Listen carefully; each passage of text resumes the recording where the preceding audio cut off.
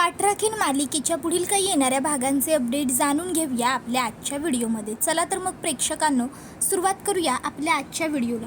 तर आपण आता इथे पाहतोय की इकडे आता जो आलोक आहे त्याच्या आईने म्हणजे सुलक्षणाने आता आलोकच्या आणि प्राजक्ताच्या भेटीचा योग जुळवून आणलाय। आता नेमका तो योग कसा जुळवून येणार, काय घडणार, हे सगळं काही आपल्या व्हिडिओमध्ये सविस्तर पाहूया। तर इकडे आता सध्या आपण पाहतोय की जो आलोकचा भाऊ आरव आहे, आरवने आता व्यवस्थित भाग्यश्रीला घरी वगैरे आणून सोडलेला आहे आणि त्याच्यानंतर मग आता तो तिकडनं निघून गेलाय।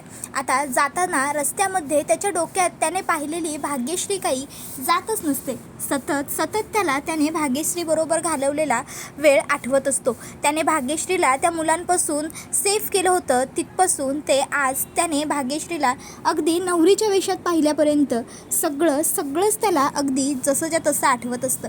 आणि तो विचार करतो, खरंच ही केवढी भारी, किती बिंदास्त आणि किती एकदम कडक मुलगी आहे। म्हणजे अशी मुलगी बायको म्हणून मिळत होती त्या मूर्ख मुलाला, त्या सौरभला। त्याला कळत नव्हतं, त्याने तिला सोडून दिली। पण खरं बघायला गेलं तर बरं झालं त्याने तिला सोडली म्हणूनच तर आता ती मला मिळेल। काहीही झालं तरी मला ही मुलगी खूप आवडली। आरव पूर्णपणे भाग्याच्या प्रेमातच पडलेला असतो। आता आरवच्या पुढे फक्त एकच प्रश्न असतो, तो म्हणजे ह्या गोष्टी सुलक्षणाला कशा सांगायच्या। कारण एवढी वर्ष तो सुलक्षणापासून लांब राहिल्यामुळे आता त्याला सुलक्षणाजवळ एकाएकी आपलं एखाद्या मुलीवर प्रेम आहे हे सांगण्यासाठी थोडीशी धास्ती वाटत असते। आई काय बोलेल आणि काय नाही या प्रश्नाने त्याला आता टेन्शन आलेलं असतं। तर दुसऱ्या बाजूला इकडे आरव परत आल्याच्या आनंदात सुलक्षणाने घरामध्ये एक खूप मोठी पार्टी ऑर्गनाईज केलेली असते आणि तिने आता प्लॅन केलेला असतो की त्याच पार्टीमध्ये लोकांना आलोकबद्दलचं सत्य समजेल। त्याच पार्टीमध्ये सुलक्षणाने ठरवलेलं असतं की आलोक आणि प्राजक्ताची पहिली भेट तर होईलच, त्याचबरोबर त्या पार्टीनंतरच मी प्राजक्ताला आलोकबरोबर लग्न करण्यासाठी सुद्धा इन्सिस्ट करेन। मग आता त्यामुळे ठरल्याप्रमाणे लगेचच सुलक्षणा ही घरातल्या मेडला सांगते, मी सांगेन तसं करायचं। पार्टीसाठी आलोक त्याच्या रूममध्ये तयार होत असताना आलोकला खोलीमध्ये कोंडून ठेवायचं। कोंडून ठेवल्यामुळे मला पार्टीला येऊ देत नाही आहेत असं वाटल्यामुळे आलोक चिडचिड करेल, रागराग करेल, खोलीचा दरवाजा मोठमोठ्याने आपटेल आणि त्यावेळी मग जाणून बुजून आपण प्राजक्ताला तिकडे पाठवायचं। प्राजक्ता कोणीतरी दार ठोठावतंय म्हणून दरवाजा उघडेल, आलोकला बाहेर घेऊन येईल। आलोक चिडलेला असल्यामुळे तिथे तमाशा होईल आणि त्याच्यानंतर मग आलोकचं खरं रूप जगाच्या समोर येईल आणि त्यानंतर मग मी काय करायचं ते बघेन। ठरल्याप्रमाणे सर्व प्लॅन वर्क होतो। आलोकला खोलीमध्ये कोंडून ठेवलेलं असतं आणि जाणून बुजून प्राजक्ताला तिकडे पाठवलं जातं। प्राजक्ताला कोणीतरी दरवाजा ठोठावल्याचा बराच वेळ आवाज आल्यानंतर मग प्राजक्ता दरवाजा खोलून आलोकला बाहेर काढते। आता आलोक आणि प्राजक्ता सोबतच बाहेर आलेले असतात। सगळा फोकस आलोकवरती पडतो आणि आलोक मात्र इकडे खूप रागावलेला असतो, संतापलेला असतो। तो म्हणत असतो, हिम्मत कोणाची झाली मला खोलीत कोंडून ठेवण्याची, मी पार्टीमध्ये येऊ नये, माझ्या भावाच्या पार्टीमध्ये येऊ नये म्हणून जाणून बुजून केलं ना हे सगळं, काय गरज होती कुणाला हे सगळं करण्याची, काय मिळालं काय हे सगळं करून वगैरे वगैरे आलोक खूप मोठ्याने ओरडत असतो। हे सगळं त्याचं रौद्ररूप बघून प्राजक्ता घाबरलेली असते।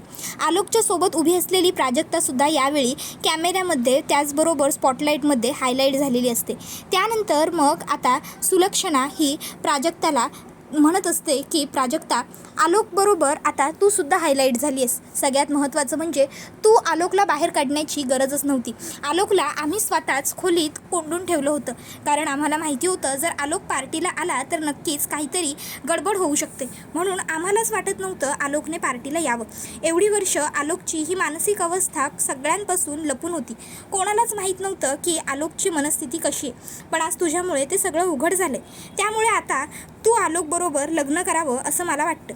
त्याबरोबर ती म्हणते, काय लग्न मॅडम, तुम्ही लग्न नाही माझ्या आयुष्याचा खेळ करायला निघालाय। त्यावर ती म्हणते, मी तुझ्या आयुष्याचा खेळ नाही करत आहे प्राजक्ता, मी फक्त माझ्या मुलाचं सुख शोधते। हे बघ, तू माझ्या मुलाबरोबर लग्न कर, तसंही ह्या घरात काहीच कमी पडणार नाही आहे प्राजक्ता, तुला माहिती आहे। आणि सगळ्यात महत्त्वाचं, आलोकबरोबर कितीतरी लोकांनी, मोठ्या मोठ्या बिझनेसमन्सनी तुला बघितले, मग आता तू मागे नाही फिरू शकत। महत्त्वाचं म्हणजे चूक तुझीच आहे प्राजक्ता, तुला आलोकला बाहेर काढण्याची गरजच नव्हती तिकडे. त्याबरोबर मग मात्र प्राजक्ता म्हणते, मला वाटलं कोणाला तरी मदतीची गरज आहे आणि म्हणून मी फक्त चांगल्यापणे मदतीचा हात पुढे करायला गेले होते, मला माहीत नव्हतं तिकडे असं काहीतरी घडेल. तर त्याबरोबर आता इकडे आलोक हा खूप भयंकर भडकलेला असतो आणि आता तो त्या नोकराला म्हणतो, तुझी हिंमत कशी झाली, कोणी सांगितलं होतं तुला हा आगाऊपणा करायला, माझ्या खोट्या सह्या घेतल्या. त्याबरोबर आता तो म्हणत असतो, आलोक दादा चिडू नका, आलोक दादा मला माफ करा, आलोक दादा. पण आलोक इतका संतापलेला असतो की तो त्याला म्हणतो, मी तुझा जीव घेईन, सोडणार नाही आहे मी तुला. आणि मग तो आता त्याला मारण्यासाठी पुढे सरसावतो. त्याबरोबर आता त्या ठिकाणी आलोकचा हा इतका जोरदार आवाज ऐकून त्या ठिकाणी आरव आणि काही मेडसुद्धा पोहोचतात. आणि मग आता आलोक हा इतका संतापलेला असल्यामुळे लगेचच आता सुलक्षणा म्हणते, आलोक. तोपर्यंत आरव सुलक्षणाला म्हणतो, आई तू शांत राहा, मी बघतो. आणि मग तो आलोकला शांत करू लागतो. त्याबरोबर सुलक्षणा म्हणत असते, काय आहे हे सगळं. त्याबरोबर आता आलोक हा आणखीन जास्त ओरडत असतो, मोठ्याने रागवत असतो. तो म्हणत असतो की सोडणार नाही आहे मी. आरव तुला माहिती आहे ना मला खोटारडेपणाचा राग आहे म्हणून, चीड आहे म्हणून, मग तरीही या लोकांना काय गरज असते माझ्याबरोबर खोटं वागण्याची. आरव म्हणत असतो, हो दादा मला कळतंय सगळं, पण तू प्लीज थोडं शांत होशील का, दादा ऐक माझं. पण आलोक काहीही ऐकण्याच्या मनस्थितीतच नसतो. त्यानंतर आता हे सगळं काही बघून प्राजक्ता घाबरते आणि ती तिकडनं ताबडतोब जायला निघते. त्यावेळी मग मात्र आता प्राजक्ता हिला जाताना बघून ताबडतोब सुलक्षणा तिच्या मागे येते आणि मग सुलक्षणा तिच्या मागे येऊन तिला थांबवू लागते. सुलक्षणा तिला म्हणत असते, थांब प्राजक्ता. त्याबरोबर प्राजक्ता थांबत नसते, ती पुढे चालतच असते. त्या मागून सुलक्षणा म्हणत असते, प्राजक्ता सूर्यवंशींची सून म्हणून जी कोणी मुलगी ह्या घरात आलोकच्या बायकोच्या स्वरूपात येईल ना, ती मुलगी आयुष्यात सगळ्यात जास्त सुखी होईल. तिच्या पायाशी सगळी सुख लोळण घेतील. अगं सूर्यवंशीच्या घरच्या सुना कायमच सुखात आणि समाधानातच राहतील. त्यावेळी आता हे ऐकून मात्र तिची पावलं तिथेच थबकतात. ती मागे फिरते आणि म्हणते, खरंच सूर्यवंशींच्या घरातल्या सुनांच्या पायाजवळ सुख लोळण घेईल. त्याबरोबर आता लगेचच सुलक्षणा म्हणते, हो अर्थात आपल्याकडे कशाचीच कमी नाही आहे प्राजक्ता. त्यावर प्राजक्ता म्हणते, मग मला ही सगळी सुखं आधी माझ्या बहिणीसाठी हवी आहेत. त्यावर सुलक्षणा म्हणते, काय. त्यावर लगेचच प्राजक्ता म्हणते, हो माझ्या बहिणीचं लग्न, भाग्याचं लग्न तुम्ही तुमच्या धाकट्या मुलाबरोबर आरवबरोबर लावून द्या. जर आरव आणि भाग्याचं लग्न तुम्ही लावून दिलंत ना, तर मी या घरची सून आलोकची बायको व्हायला तयार आहे. आता मात्र सुलक्षणाला प्रश्न पडतो, ह्या कठीण पेचातून आता मी कसा मार्ग शोधून काढू, काय करू. एका मुलाचं भविष्य मार्गी लावण्यासाठी दुसऱ्या मुलाच्या आयुष्याची बळी देऊ. जर हे सगळं काही त्याला मान्य नसेल तर आरवशी मी या सर्व विषयावर कशी बोलू. आरवला काय सांगू, तुझं लग्न मी त्या मुलीबरोबर ठरवलं आहे आणि का. आरवचा ह्या सगळ्याशी काय संबंध, काय करू काही सुचत नाही आहे. मग आता सुलक्षणाला टेन्शन आलेलं असतं की मी आत्ता काय करू. आरवचं त्या मुलीबरोबर लग्न लावून दिलं तर आणि तरच फक्त प्राजक्ता आलोकबरोबर लग्न करेल आणि आलोकचं आणि प्राजक्ताचं लग्न होणं खूप जास्त गरजेचं आहे. आता इकडे काय करावं आणि काय नाही हे तिला सुचतच नसतं. तर आरव ही गोष्ट नोटीस करतो की आपली आई खूप जास्त डिस्टर्ब आहे. आरव आईला विचारतो, आई काय झालं आहे, मला तू खूप डिस्टर्ब वाटतेस. हे बघ जे काही असेल ते तू माझ्याबरोबर बोल, शेअर कर बरं आई. आता पहिले तर ती काही नाही रे बाळा असं म्हणून गोष्ट टाळत असते. पण आता आरव पुन्हा विचारतो, आई माझ्यापासून काही लपवू नकोस, काय झालं आहे ते सांग बरं. त्यावर मग मात्र सुलक्षणाला राहवत नाही आणि ती आरवला सांगू लागते, आरव प्राजक्ताला मी या घरची सून हो, आलोकची बायको हो असा प्रस्ताव सांगितला, पण प्राजक्ताने माझ्यासमोर एक खूप विचित्र अट घातली आहे. आरव म्हणतो, अट काय गाई. त्यावर ती म्हणते की तिची अशी इच्छा आहे की तिच्या धाकट्या बहिणीचं म्हणजे भाग्याचं लग्न तुझ्याबरोबर लावून द्यायचं. जर भाग्याचं लग्न तुझ्याबरोबर झालं तर आणि तरच ती सूर्यवंशींच्या घरची सून व्हायला तयार आहे. आता मला कळत नाही आहे ह्या पेचातून मी कसा मार्ग काढू. अरे आपल्या आलोकसाठी फक्त तीच मुलगी योग्य. त्यावर आरव म्हणतो, आई मी तयार आहे भाग्यश्रीबरोबर लग्न करायला. त्याबरोबर हे ऐकून ती म्हणते, अरे नाही काही गरज नाही आहे. मी जसा आलोकचा विचार करते आरव तसाच तुझाही विचार करते बाळा. माझा मुलगा जसा आलोक आहे तसाच तू सुद्धा आहेस. माझं प्रेम जसं त्याच्यावर आहे तसंच तुझ्यावरही आहे. अरे तू एवढा शिकलेला आहेस, एवढा सुंदर आहेस, एवढा हुशार आहेस, तुझ्यासाठी लग्न करायला कितीतरी चांगल्या मुली सहज तयार होतील. रादर तुझंही कोणावर तरी प्रेम असूच शकतं. मग मी तुझ्यावरती जबरदस्ती कशी करू? एकाच्या सुखासाठी मी दुसऱ्याला खड्ड्यात नाही ना ढकलू शकत. त्याबरोबर आता सुलक्षणा म्हणते, तू टेन्शन नको घेऊ सारव, ह्या सगळ्यातून काहीतरी मार्ग नक्की असेल. मी काहीतरी प्रयत्न करेन आणि हे सगळं काही व्यवस्थित मार्गी लावेन. तू निश्चिंत राहा, तू काळजी करू नकोस. काय करायचं ते मी बघते. मी आरवबरोबर तुझ्याबरोबर जरी त्या भाग्यश्रीचं लग्न नसेल लावून देणार तरी मी तिच्यासाठी एखादा कुठला तरी मुलगा बघेन. अरे आपल्या कंपनीत वगैरे कोणीतरी तरी सापडेलच मला तिच्याशी लग्न करायला तयार होईल असा चांगला मुलगा. मी त्याच्याशी तिचं लग्न लावून देईन आणि मग मी प्राजक्ताला मागणी घालीन. त्यावर आरव म्हणतो, पण आई का? आणि तुला असं का वाटतं की मला त्या मुलीबरोबर लग्न करायला लागतं? ही माझी ॲडजस्टमेंट आहे. तुला असं का नाही वाटलं की खरोखर मला भाग्यश्री आवडली असेल आणि म्हणून मी तिच्याशी लग्न करायला तयार झालो? त्यावर सुलक्षणा म्हणते, काय? त्यावर आरव म्हणतो, सॉरी आई, खरं तर मला तुझ्याशी बोलायचंच होतं पण वेळच मिळाला नाही. आई, मी जेव्हा पहिल्यांदा येत होतो ना तेव्हाच माझी आणि भाग्यश्रीची भेट झाली होती. त्यावर आता सुलक्षणा म्हणते, काय? कुठे? कशी? मग आरव तिला सांगतो, काही गुंड एका मुलीला त्रास देत होते. त्यावेळी ती तिथे मध्ये पडली. तिने त्या मुलीला तर वाचवलं पण ते खूप गुंड होते. एक एक करून जोपर्यंत ते तिच्या जवळ आले तोवर तिने बरोबर सामना केला.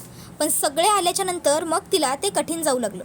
त्यावेळी मी जाऊन तिला मदत केली होती. तेव्हापासून आम्ही दोघं एकमेकांना खूप चांगलं आणि खूप जवळून ओळखतो. अगं, तिच्यासारखी डॅशिंग मुलगी जर मला माझी बायको म्हणून मिळणार असेल ना तर मला खूप आवडेल गं. त्यावेळी हे ऐकून सुलक्षणा म्हणते, आरव, तू हे सगळं नक्की मनापासून बोलतोयस ना? त्यावर आरव होकार देतो. त्यावर सुलक्षणा म्हणते, आरव, अरे तू माझं सगळं टेन्शन दूर केलंयस.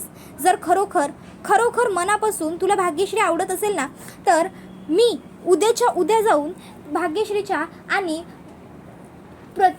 प्राजक्ताच्या घरच्यांशी बोलणं करून घेते आणि तुम्हा दोन भावंडांची लग्न ताबडतोब ठरवून टाकते. माझी काही इच्छा नाही आहे. त्यांच्या घरच्यांनी फक्त मुलगी आणि नारळ इतकंच द्यायला हवं आपल्याला. माझ्या दोन्ही मुलांची लग्न अगदी थाटामाटात पार पडतील. सूर्यवंशींच्या घरचं शुभ कार्य आहे, अगदी दणक्यातच झालं पाहिजे. आरव आणि आलोक, तुमचं लग्न. किती वर्ष मी या सुखाची स्वप्न पाहिली आहेत, तुम्हाला माहिती आहे का? त्याबरोबर आरव म्हणत असतो, हो हो आई, पण आधी तू त्यांच्या घरी तर जाऊन ये. जर त्या लोकांची काही अट असेल किंवा त्यांची इच्छा नसेल, त्यांना मी पसंत नसेल तर? त्याबरोबर मग आता लगेचच इकडे सुलक्षणा म्हणते, माझा मुलगा आहेस तू, तुला नाकारण्याची हिंमत कोणीच करणार नाही आणि मुळात तुझ्यात नाकारण्यासारखं काही नाही आहे म्हणून तुला कोणी नाकारणार नाही, कळलं? त्यानंतर मग आता हे ऐकून आरवला सुद्धा खूप भारी वाटतं. आरवच्या मनावरचं सुद्धा एक खूप मोठं दडपण दूर झालेलं असतं. ते म्हणजे आपल्या आईला भाग्याबद्दल काय सांगायचं आणि कसं सांगायचं याचं. त्यानंतर मग आता ताबडतोब दुसऱ्याच दिवशी सुलक्षणा आता भाग्या आणि प्राजक्ताच्या घरी पोहोचते. आता सोबत आरवही असतो.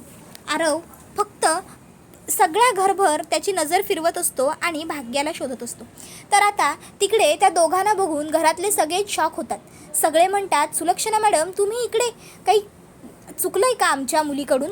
नाही म्हणजे काही चुकलं असेल आमच्या प्राजूचं तर माफ करा तिला, ती तुमच्या घरी शिकवणी घ्यायला येते. त्याबरोबर मग ती म्हणते की नाही, तिचं काही चुकलेलं नाही आहे, उलट मी तुमच्याकडे काहीतरी मागायला आली.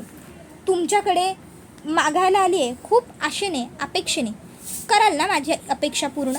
त्याबरोबर ती लोक म्हणतात, आम्ही काय देऊ शकतो तुम्हाला, आम्ही गरीब माणसं. त्यावर ती म्हणते, तुम्ही गरीब असला तरी तुमच्याकडे लाख मोलाची दौलत आहे. त्याबरोबर मामा म्हणतो, काय बोलताय तुम्ही हे? चारू म्हणते, आम्हाला कळलं नाही, तुम्ही जरा स्पष्ट बोलाल का? त्यावर मग आता लगेचच ती म्हणू लागते, ठीक आहे, मग मी जरा स्पष्टच बोलते. तसंही ताकाला जायचं आणि भांडं लपवायचं ही पद्धत मलाही नाहीच आवडत. मी असं म्हणते की मला 2 मुलं आहेत, आलोक आणि आरव. माझ्याकडे सगळं आहे. सूर्यवंशींच्या घरात कशाचीही कमी नाही आहे, ना पैशा अडक्याची, ना संस्कारांची, ना प्रेमाची. कमी आहे ती फक्त माझ्या 2 मुलांच्या आयुष्यात 2 सुनांची, 2 मुलींची. आणि म्हणूनच माझी अशी इच्छा आहे की सूर्यवंशींच्या घरची सून म्हणून तुमच्या 2 मुलींनी यावं. आमची तुमच्याकडून काहीच अपेक्षा नाही आहे, फक्त मुली आणि नारळ एवढंच तुम्ही फक्त लग्न मंडपात घेऊन या. बाकीचं सगळं मी बघेन. माझ्या 2 मुलांची लग्न आहेत, त्यामुळे लग्न अगदी थाटामाटातच पार पडतील. तुमच्यावरती कसलंही प्रेशर येऊ देणार नाही मी. तुम्हाला अगदी सगळं व्यवस्थित मिळेल. फक्त तुम्ही तुमच्या मुलींना द्या. मंजूर आहात तुम्ही या लग्नासाठी? आता मात्र घरातल्यांना कळतच नसतं की काय बोलायचं आणि काय नाही. ऑफकोर्स एवढी मोठी उद्योजक सुलक्षणा आपल्या दारात आली आहे आणि ती आपल्या मुलींना लग्नासाठी मागणी घालते. कोणाला सुचत नसतं काय करावं. सगळीजणं एकमेकांकडे बघत असतात. सुलक्षणा म्हणते, टेन्शन घेऊ नका, तुमच्या मुली अगदी सुखात राहतील.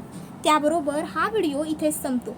व्हिडिओ आवडला असेल तर व्हिडिओला लाईक करा. चॅनलवर नवीन असाल तर